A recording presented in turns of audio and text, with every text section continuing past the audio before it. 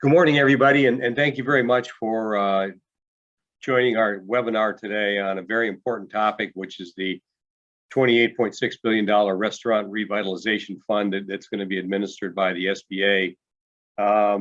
This money is long overdue to probably the most beleaguered industry we have in the country, and it's going to allow those companies who are in the food and beverage business to hopefully get some critical relief, help recover, and more importantly, help grow and get back to some sense of normalcy.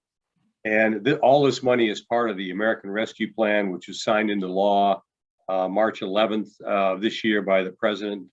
And again, it's for direct relief funds to the restaurant and other hard-hit food industry participants and beverage companies. So we're very pleased today to have with us the district director of the New Jersey SBA, Al Titone, with us. And before I introduce Al, I just want to make sure everybody realizes that we are going to record this webinar. And as Al is speaking, if you have questions, please put your questions into the chat box. And after Al's presentation, we'll try to get to as many questions that are in the chat box as possible. Al Titone was named the district director of the U.S. Small Business Administration's New Jersey office on March 28, 2011. He's responsible for directing SBA's efforts to assist over 800,000 small businesses in New Jersey with the agency's financial, contracting, and business development programs. Additionally, Al has oversight responsibility for 11 small business development centers administered by Rutgers University, 2 SBA-funded women's business centers, and 9 chapters of SCORE. I've known Al since he first came into New Jersey, and I can tell you that he's been very responsive to the business community, and it's wonderful to have Al representing New Jersey, especially during this very difficult time. So without any further ado, Al Titone. Thanks, Tom, and thanks for the kind words. I appreciate it. So what we're going to do is I'm going to attempt to share my screen. The one thing that this whole disaster has basically showed us is how to use these things. What happened to my, there it is. All right.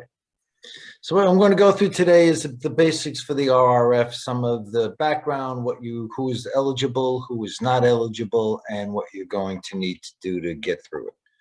All right, so let's, I don't know why this isn't working. All right, so what is it? What is the RRF? As Tom mentioned, became law in March of 21. It was appropriated $28.6 billion for RRF and allowed SBA to put the money out there. This is a first come, first served. That's what that next bullet point means. Appropriations remain available until expended.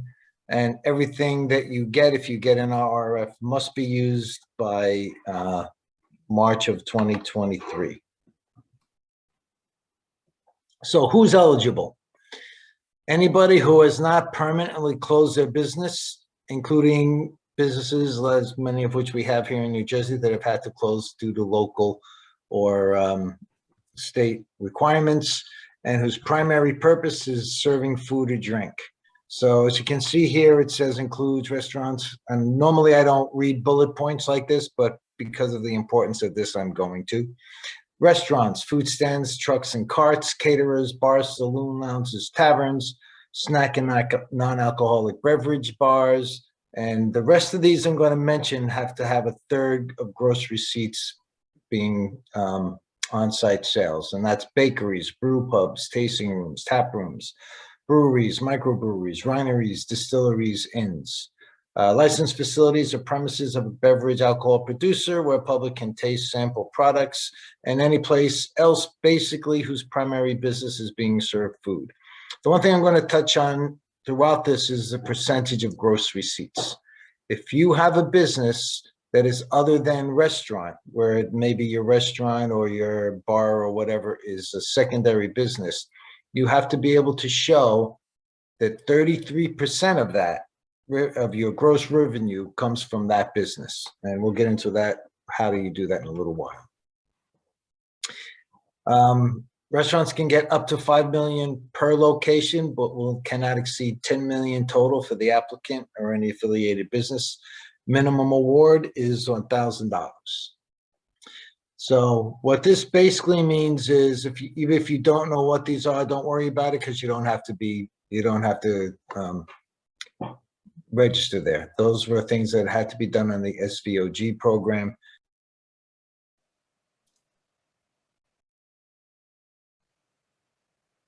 Hey, Al, you're muted, Al.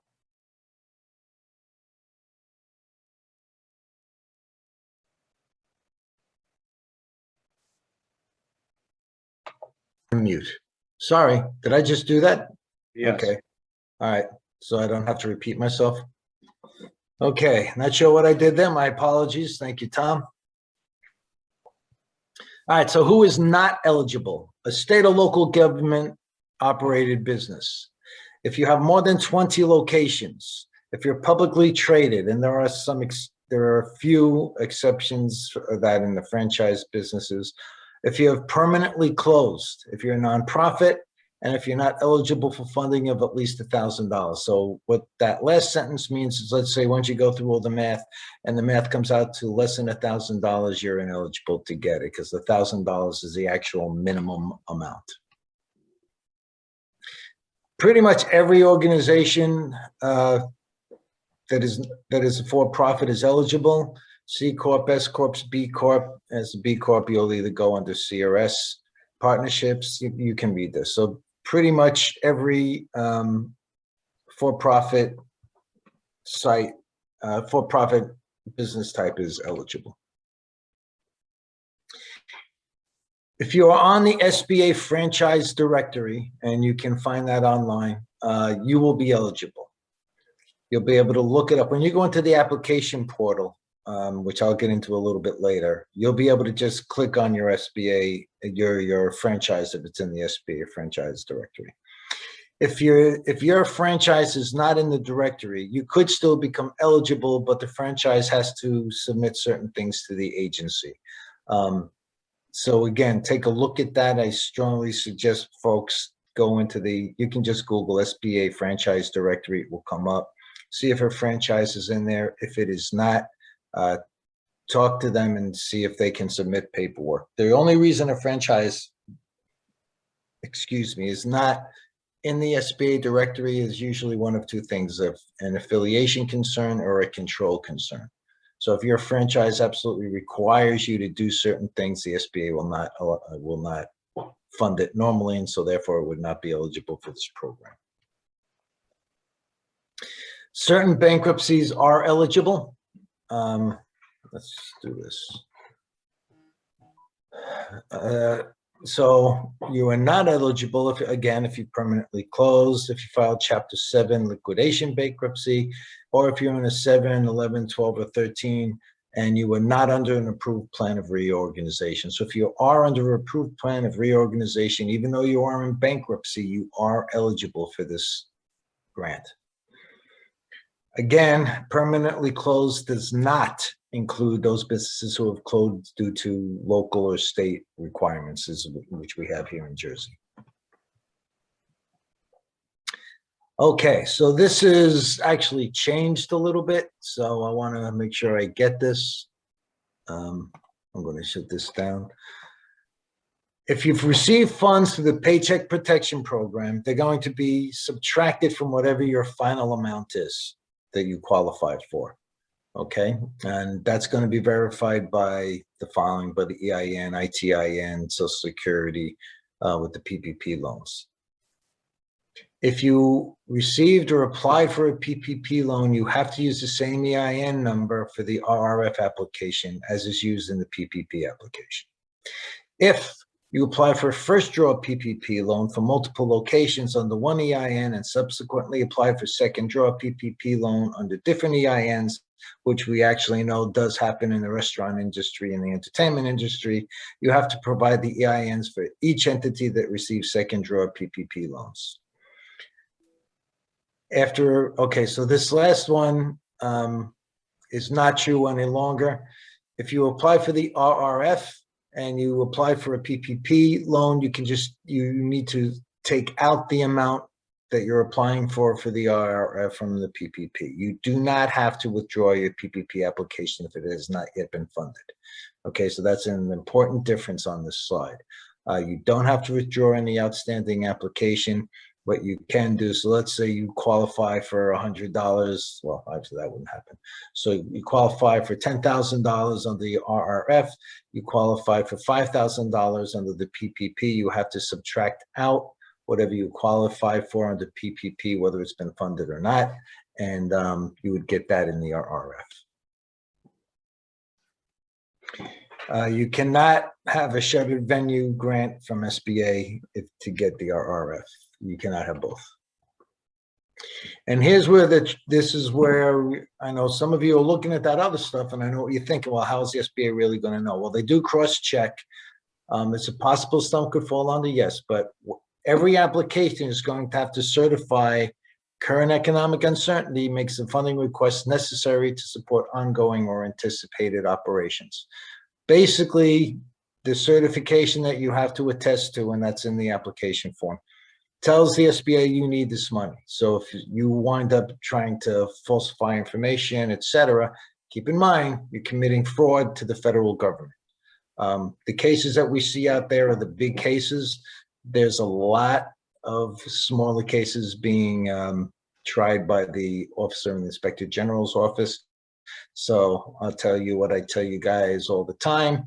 Just be straight up, be honest. I mean, if it's not worth it if you get caught, and that's just the bottom line.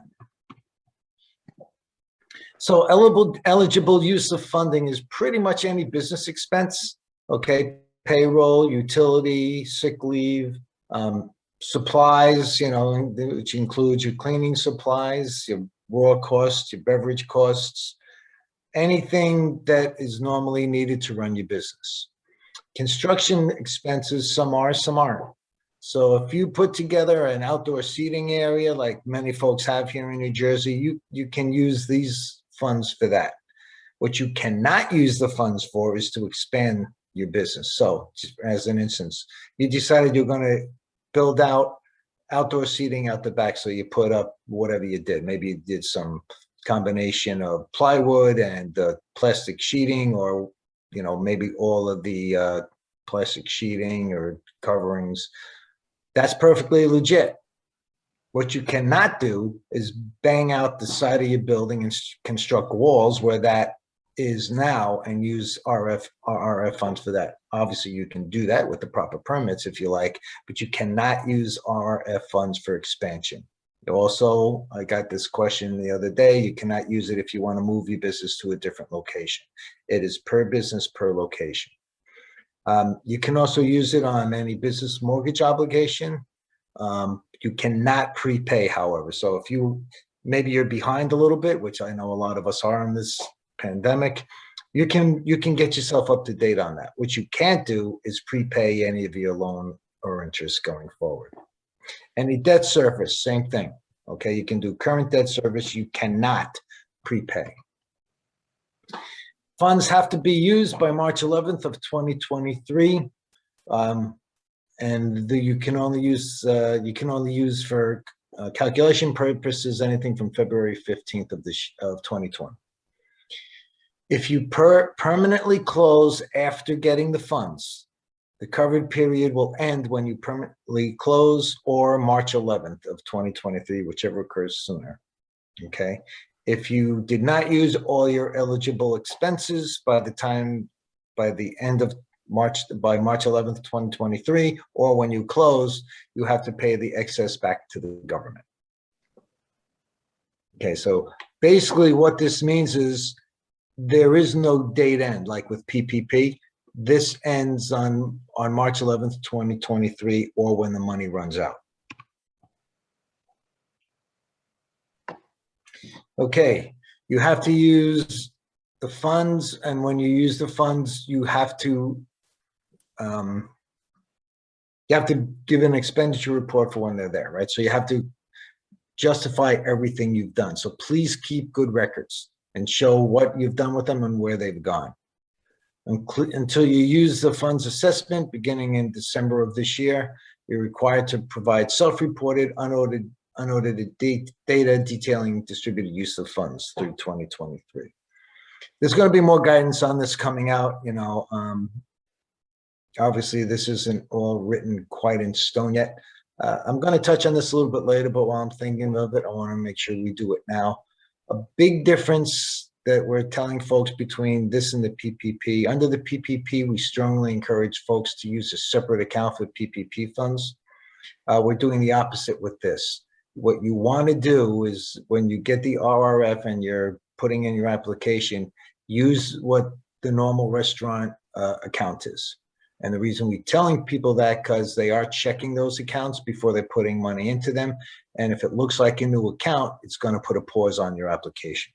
All right. And you don't want that because they're going to ask, well, what is this? Why is this? If you've been in business for X number of months or years, why has that not been, why is that not showing in the account? So we are actually encouraging you to use their current business account to get the funds transferred into. So there's actually 3 different ways you can calculate. This is the easiest. If you're in operation before January 1st of 2019, your 2019 gross receipts minus 2020 gross receipts minus PPP loan amounts or PPP application amount. The second one is if you were started operations partially in 2019, you're going to take your average 2019 gross receipts times 12 minus 2020 gross receipts minus PPP loan amounts or PPP application amounts. Now, you can use this or 3, but see that little note there, calculation 3 could require longer processing time. So I'm going to show you the next one. If you need to use this, you need to use this. That's fine. But I would strongly suggest you use 1 or 2 if you can, simply because you don't want this to be delayed any more than it needs to be. And I'm not going to read through this whole thing for you. You can all read. I'm sure that the chamber will get copies out and post copies of this. But you don't want any delays on this, folks, because remember, it's first come, first serve. Okay, so this is what you can exclude. You do not have to include any PPP loan amount you got because it will be excluded automatically. SBA Section 1112 payments, your idle loan, your idle advance, or your targeted idle advance, or any other grant funds you received via the CARES Act, and any state and local business grants. So if you've got grants from the state, you don't need to include that. And the Randall Shepard Act Finance Relief and Restoration Payments Appropriation. Please don't ask me what that is, I don't know. So you can apply through a couple of different ways. Obviously, you can go right through SBA at restaurants.sba.gov. We have several point of sale vendors that can do it. They have Square, Toast, NCL, and I don't remember the last one, but I'll have that out there. And you can do it through telephone if you like. I would strongly suggest you do one of the first 2. If you need to do it through telephone, that's fine. Understand, not only will it have longer processing times, it's just another way of introducing error into your application, because you're talking, well, I'm assuming you're talking to people, but even if you're talking to a machine, things can go wrong when communication is verbal. So if you have to do that, that's perfectly fine. Just make sure you're very clear and everything that you are submitting is correct. But if you can, I would go through the SBA platform or the point of sale vendor. So here are the applications you're going to need. SBA Form 3172, which I'm going to show you a little bit down the line. We have a hard copy. Again, you can just Google SBA Form 3172 and a sample copy will come up. You want to go through that before you apply, have everything ready to go, have all your ducks in a row, know exactly what you got, and it'll make your application much easier. IRS Tax Form 4506-T. also will need to be there. But again, the online will automatically incorporate it. So when you apply online, these forms will be in the system. I'm just telling you what they are so that if you want to look, excuse me, if you want to look beforehand, you can. And here's the gross receipts documentation. Okay. Business tax returns, IRS 1040, Schedule Cs, partnership IRS Form 1065, NK1s, bank statements, externally or internally prepared financial statements, and point of sale reports, including IRS Form 1099K. So these are going to be the required for calculation one and two. Obviously, the application form, the tax verification, both of which are incorporated into the online application form. Your 29 gross receipts tax returns, you're going to need 3 months of bank statements, 2020 gross receipts. They prefer tax returns and point of sale reports, but they will also accept prepared financial statements like income statements or profit and loss statements signed, dated, and certified by the applicant. Again, you are certifying this, so we just saw a case the other day of someone who was certified false information. They got caught, and they're going to be sending at least a lot of money and possibly some time in jail. So again, just be straight out with this, folks. I'm not going to go through all the calculation 3. You can take a look for it yourself. A lot of it is similar. There are a couple of extra added items, though.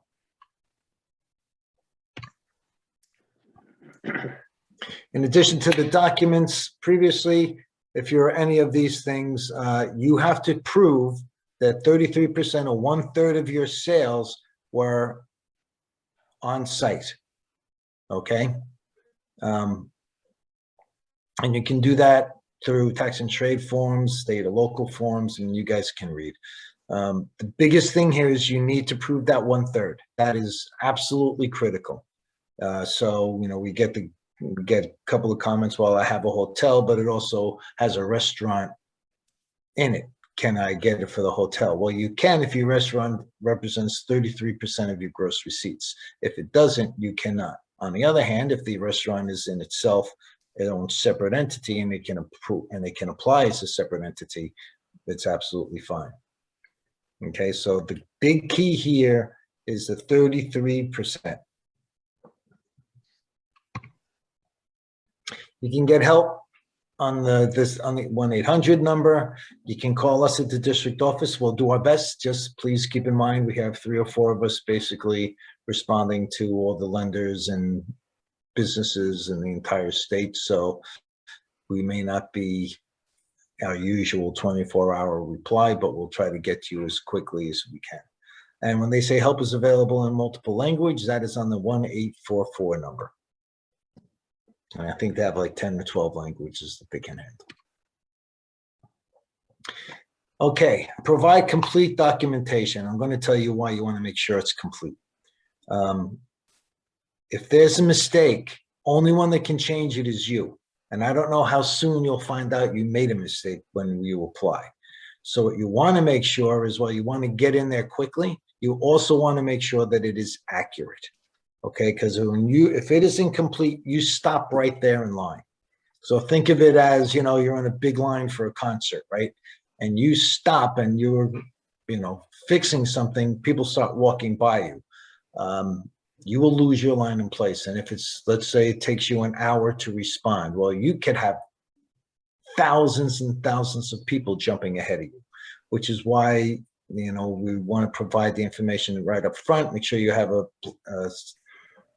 solid form that you can get everything together and get your ducks in a row. You certainly don't have to use accountants or CPAs. I'd strongly suggest it if you have any difficulties with this at all, to make sure that everything is done correctly right up front. Again, only you can make corrections to applications. And if there's a correction that's needed, call the center hotline and they can assist. Let me tell you, one of the biggest things we had in PPP is wrong account number for bank accounts. Please double check that. Double check your EIN if that's what you're using, the ITN, the social security number, make sure those are accurate, and make sure your bank account number is accurate. I can't tell you how many times that became an issue for PPP lenders, and it put them into a big circle of problems. If you intend to, okay, so this is actually, yeah, you have to finish your application, but it doesn't have to be funded yet. Again, if you're going to apply for both, that's fine, because PPP will be deducted from the RRF, but you do need to have it done and ready to go. You can't do the RRF and the PPP simultaneously. So if you have a PPP application in process that has not yet been funded, that's fine. Just take off that amount on the RRF, as I mentioned earlier. We're ending the pilot period right now. What happened was, just to check everything, they went into the PPP folks that fell into the special groups mentioned in the next paragraph. And so they all had a chance to go in and put in their application. No one, let me be clear, no one has been funded yet, okay? And I'm going to go through that in a second, but they just did that because they wanted to test the portal. Once it opens, and so right now, let me pause for a second. As of Friday morning at 9 o'clock, everyone can go and register to put in the application. So Friday morning, this Friday at 9 o'clock, you can go, you can sign on either directly or through a point of sale, and you can register. I strongly suggest you do that over the Friday, Saturday, so that you are ready to go. So that will enable you to just go in, you're all set, you're all in, so that when you want to open up the application, you can. The application portal will open Monday at 12 Eastern Standard Time. So that is when you can put in the application. Now, there's going to be confusion about this. I'm going to try to eliminate some of that confusion right now. This next bullet point, you'll see there's a priority period. So during the 21 days starting on Monday at 12 o'clock, SBA is going to accept applications from all eligible applicants, but only applications from small businesses owned by women, veterans, and socially and economically disadvantaged applicants will be funded for the first 21 days. That does not mean you can apply.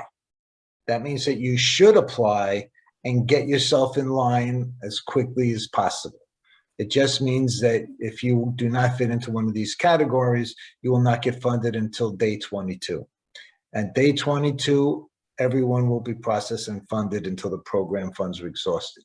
Now, again, this is first come, first serve. This is why I'm stressing everyone register on Friday and everyone start putting in their application information on Monday, okay? Other thing to avoid, if you've started an application, keep on that, don't stop. They're estimating 20 to 25 minutes to do a full application if you have everything ready to go. And actually, if you really take a good look at it and study it, it'll probably take you a little bit less than that. Don't stop. Once you're in there, be ready to spend, give yourself an hour just in case. Be ready to spend the time to put the information in. Have the information ready to go. The slower you are, the more people are getting ahead of you, okay? So, what are priority groups? Well, we mentioned what they are. It has to be a 51% owned business. So if you have, so let's say the business is partially women owned and partially veteran owned. So let's say the women ownership is 40%, the veteran ownership is 25%. Well, you count as a priority group because it's cumulative among the owners. All right, so same thing, socially or economically disadvantaged. You will be self-certifying on these. You do not have to have designations. It wouldn't hurt if you do. And if you do, you can submit that if you like, but you'll be self-certifying, okay? So again, I wouldn't try to game the system here. I know folks are going to, they're not going to listen to me, but just it's the accumulation. So, I know with women-owned business, normally you have to say it's 51%. Well, that's not the case with RRF. Women ownership could be, like I said, 40%, and maybe a veteran or a socioeconomic disadvantaged person is another 20%, whatever it is. As long as it's 51% owned or more for socially disadvantaged owners, you're good. So these are the priorities. Socially disadvantaged individuals to have experienced ethnic or cultural bias, etc. So the default for these are Black Americans, Hispanic Americans, Native Americans, both Alaskan and Hawaiian, including rather Alaskan and Hawaiian, Asian Pacific or subcontinent Asian Americans. Economically disadvantaged are those disadvantaged and who, for whatever reason, they cannot compete in the free enterprise system, has been impaired due to diminished capital and credit opportunities, as compared to others in the same business area who are not socially disadvantaged. Do not try to reorganize yourself to qualify for the priority period. Bad idea. You'll automatically get disqualified, and you might even be accused of attempting fraud. So don't try that. You know, if you're legitimate in the qualification, then you're fine. So there are set-asides here. This was, again, suggested through the legislation, but the SBA has allocated this itself.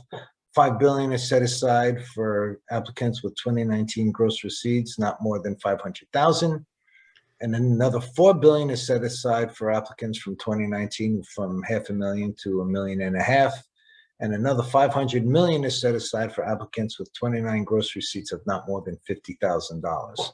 SBA does reserve the right to reallocate these funds at the discretion of the administrator. So the reason they did that, there are a number of reasons. Number one, it's Congress has kind of asked us to do that, but also because under the PPP, a lot of the stuff we've seen kind of fed into this, you know, so that's why the numbers are what they are for the set-asides, to make sure that all our smaller businesses get the money they deserve right up front.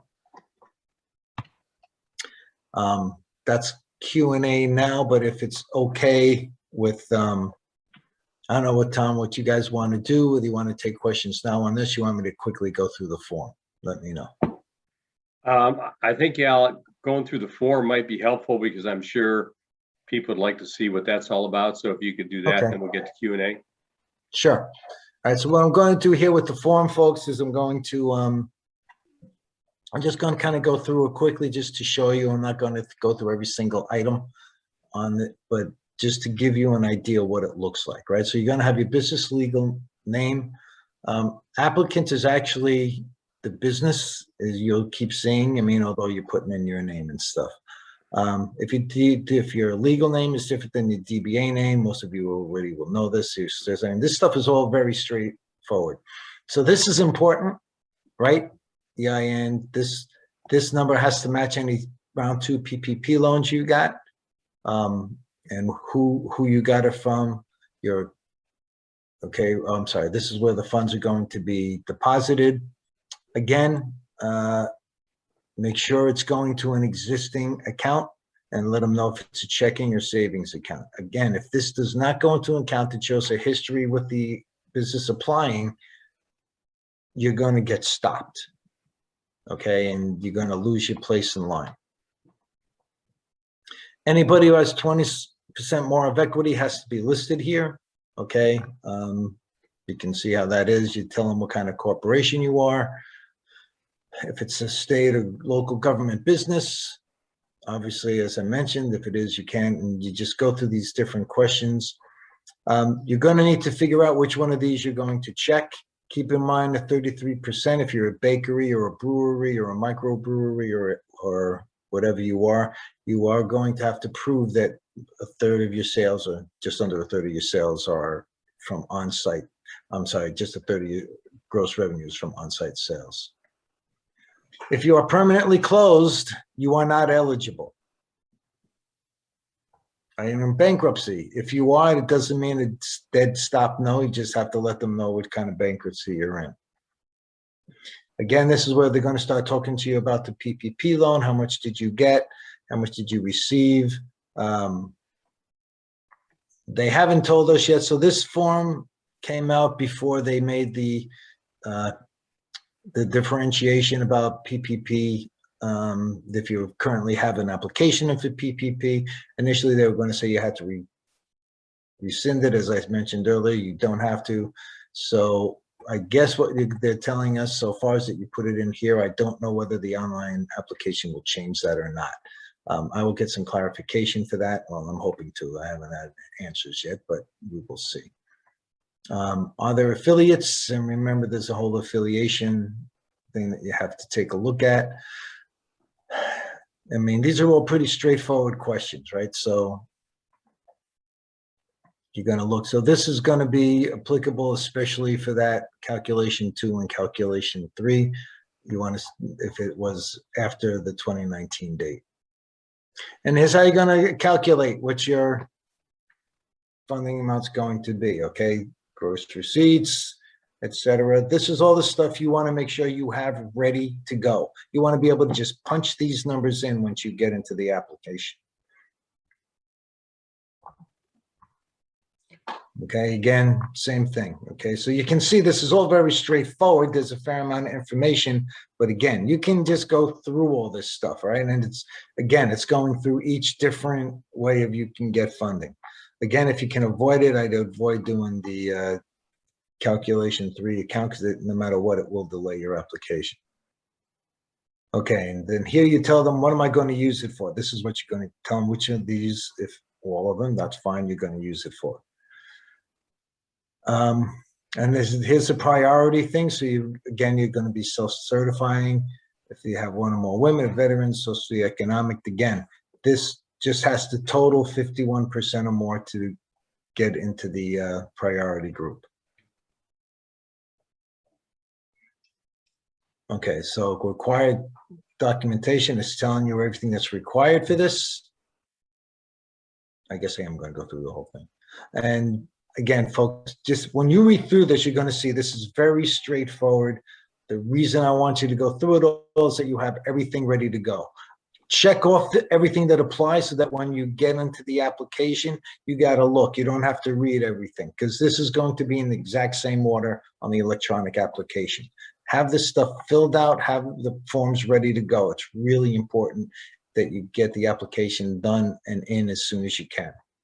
Demographic information, this is optional. We do ask that you kind of fill that out because it gives us a good indication of what you're going to, of who the loans are going to, because we are trying to get those underserved markets. And you sign it. Okay, so that was very quick, but it's quick because really it's very straightforward. I just want to make sure you're aware of it. Again, I've supplied this to the chamber, but this is very easy to find if you just Google form, SBA form 3172. And I believe that's it, Tom. I'll take questions now, and hopefully I can answer some of them. Al, thank you. That's a lot of information to give, and you went through it very quickly. And as you can imagine, we've gotten a bunch of questions. So let me try to get through as many as we can in the next 15 or 20 minutes.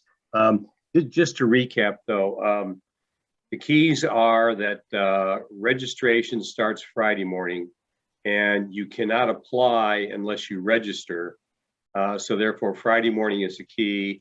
And then Monday morning, if you have registered, you can apply, correct? Monday at 12 Eastern Standard Time. Okay. Yep. So that's the immediate timeline and the order that you have to do this.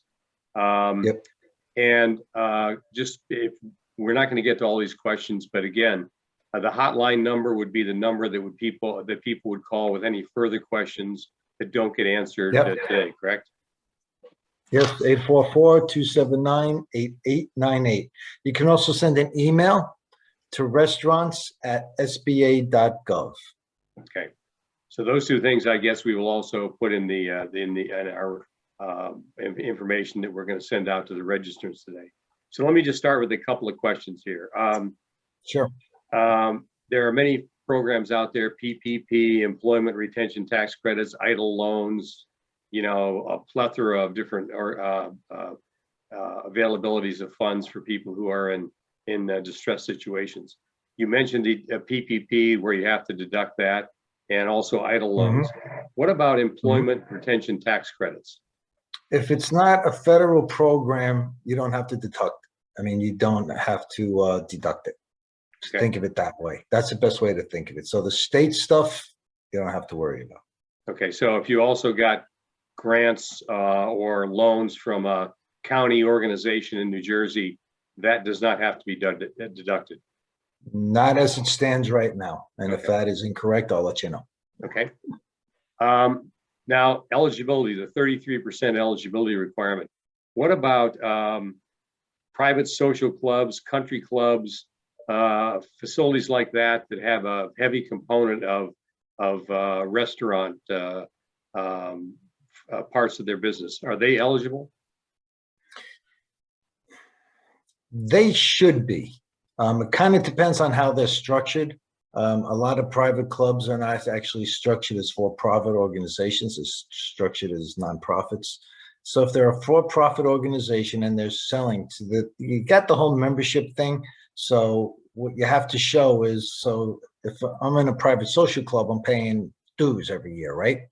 So how much of their income is from dues and how much is from actually selling products? Like I had a friend who used to take me to his Moose Club, a beer was like $1.50. So are they making money on that or are they breaking even? You know what I mean? Yeah. So you have to show that 33%. So that calculation is done on your P&L where you would show restaurant and bar revenue as a percentage of total revenue of the whatever organization it is. Right. Correct? So it's part of your gross rent. Keep in mind it's gross. So yeah. So you mentioned that publicly traded companies are not eligible. A lot of franchises are publicly traded companies, but a lot of them, a lot of the different stores are franchisees and not part of the corporate moniker. Right. So those franchisees are eligible? They are eligible if they are in the franchise directory for SBA. However, as you know, a lot of franchises have that middle person, right? So he may have 30 franchisees. Right. So depending how it's set up, that guy may or may not be eligible, but the individual franchises should be eligible. Okay. You mentioned that the funds have to be used by March of 23. Mm-hmm. So how do you keep track of that, or how do people who are applying maintain and comply with that requirement? Do they have to keep Good records? bookkeeping, yeah, and they'll probably put out more. I mean, some of it is touched on in the presentation. They're gonna have to keep really good records. I mean, so if you're gonna pay off, so let's say, like I said, you're a little bit behind on your mortgage. Well, you can use this to pay that off. If you can show they use personal funds for business expenses, and this gets tricky, so I don't want people trying to game the system. But if you can show, let's say, a lot of businesses were using personal funds to keep their businesses alive. Well, it's not so much that you can reimburse yourself, but you can use that money, I guess you can reimburse yourself, but you got to be careful how you do it. And that's so if you're going to do that kind of thing, I talk to an accountant. But they'll have more guidance, they tell us, on that coming out. Now, do you foresee a follow-up auditing process like they're doing with PPP loans above $250,000? They have not said that, but if I were the folks on this call, I would count on it.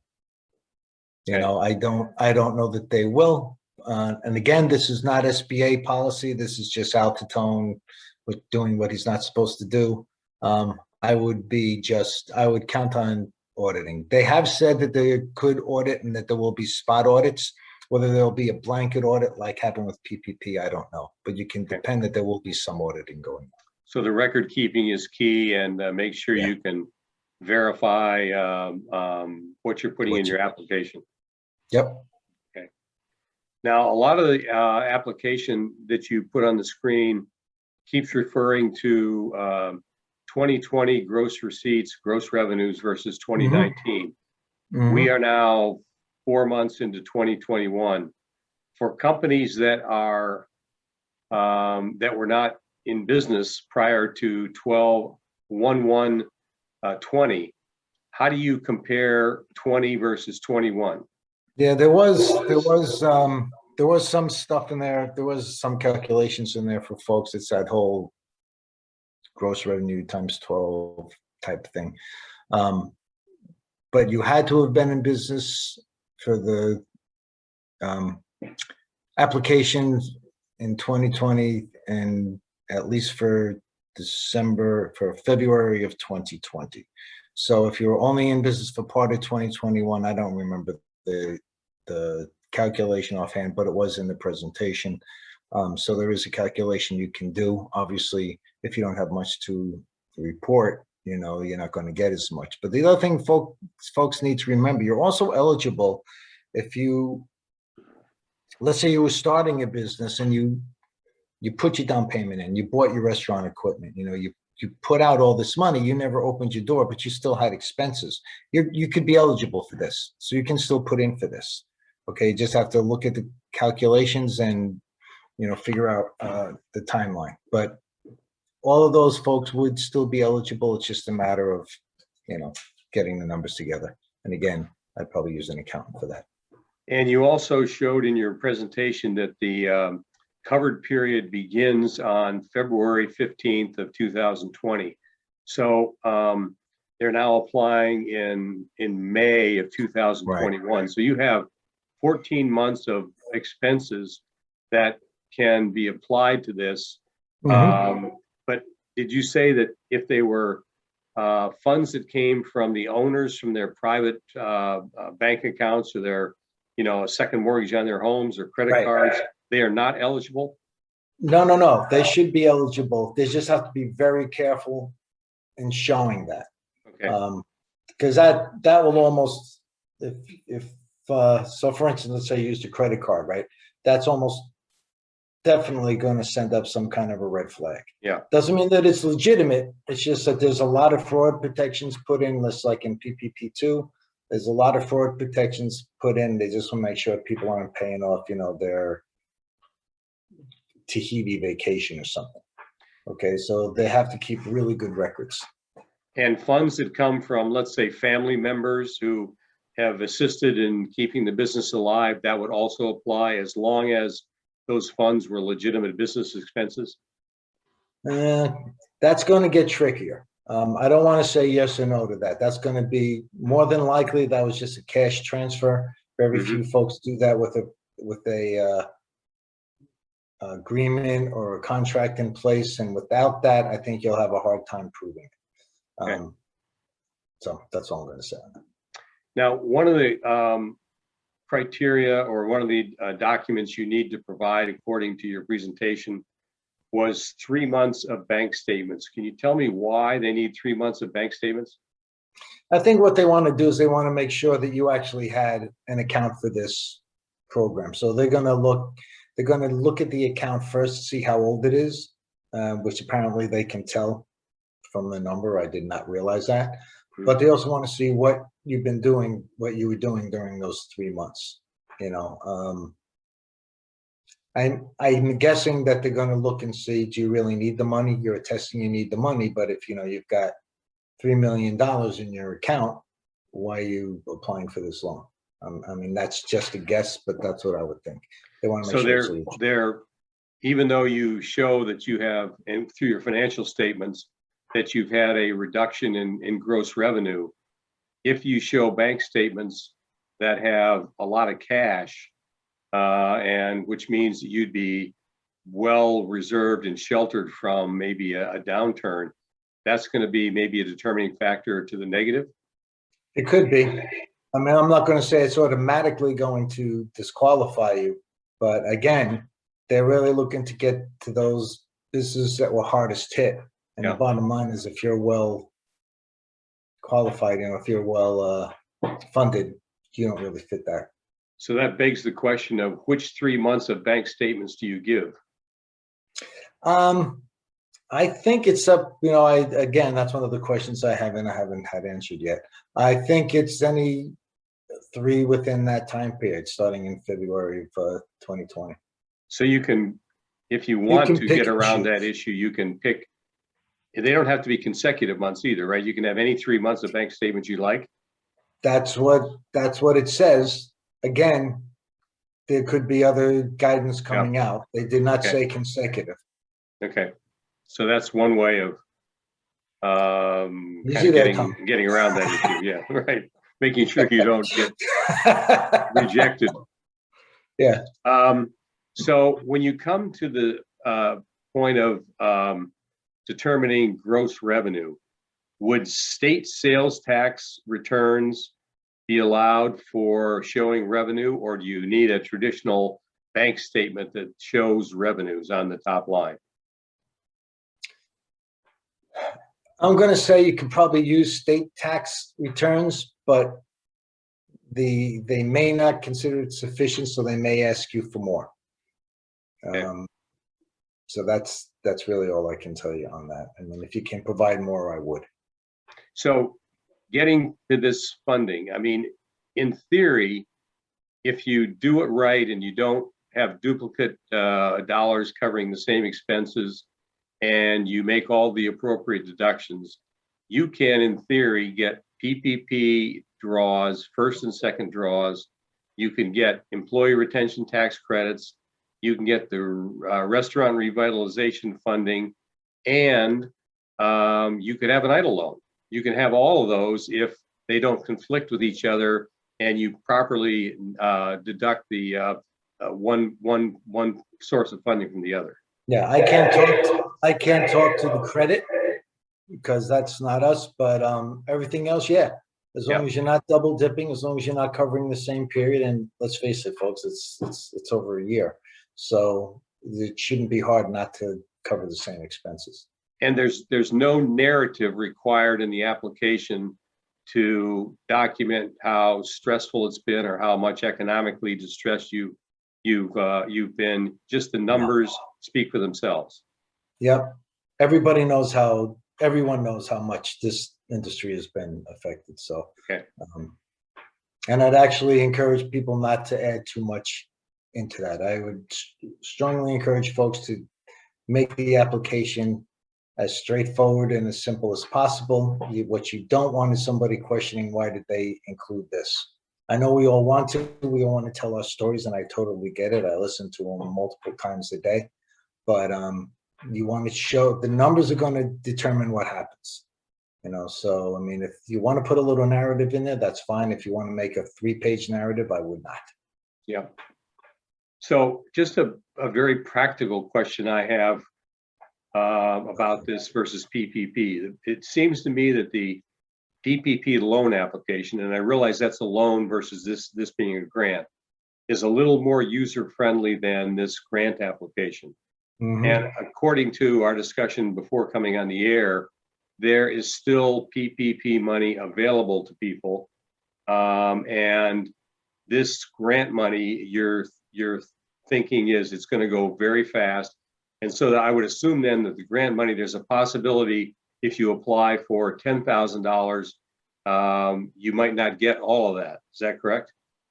I don't know how they're going to handle that, to be honest with you, whether they're going to do partial or they're just going to fill applications.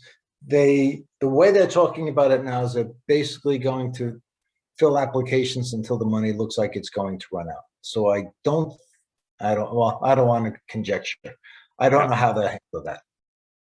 But so the bottom line is, if the money runs out, the money runs out, unless Congress does something. The tightrope here is the fact that if they apply for the restaurant revitalization funding, do you have any indication of after they apply on Monday when they might hear? No, I have no idea how long the turnaround is going to be. And that then is the conflict, because the PPP, as it stands now, expires on May 31st. So you would, if you hear on May 28th, you didn't get the restaurant money, you wouldn't have time to apply for the PPP. Well, but remember, I said you can still apply. You just have to take out whatever amount you're applying for under PPP. So it's kind of the same thing, but I don't want to, but I don't know how they're going to handle this. Hopefully they're going to have some way of addressing that. But I can't. But if you do that, you're minimizing what you might have gotten on the restaurant revitalization grant if you don't get the PPP loan. That is correct, and Yeah. vice versa. Okay. All right. So there's a lot of intricacies here, but I guess going back to the very basics, it's grant money. You must register by Friday. And if you do that, you can apply on Monday. And your point on this whole presentation is you should probably access the application right now, get it all in place, and Yep. be ready to punch the button online Monday, because queuing up early will be, because it's first come, first serve on the money, that'll be a very key factor. Yeah, don't get me wrong. I'm not saying I think the money's going to run out in a few days, but I don't think it's going to last all that long. So you want to make sure you're in the queue as early as possible. And keep in mind, I'm one of 68 districts across the country telling Right. everybody the same thing. Right. So that's why I stress that. I want to make sure, because New Jersey generally has done pretty well with these programs as overall, you know, considering our size. Well, Al, as usual, great job in outlining a very difficult, not difficult process, but a detailed process, and letting everybody know the hot buttons here and clarifying some of the questions that are out there, and giving us and all the registrants the information on who to call on the hotline or the website to access for any further questions. And again, thank you as always for your time.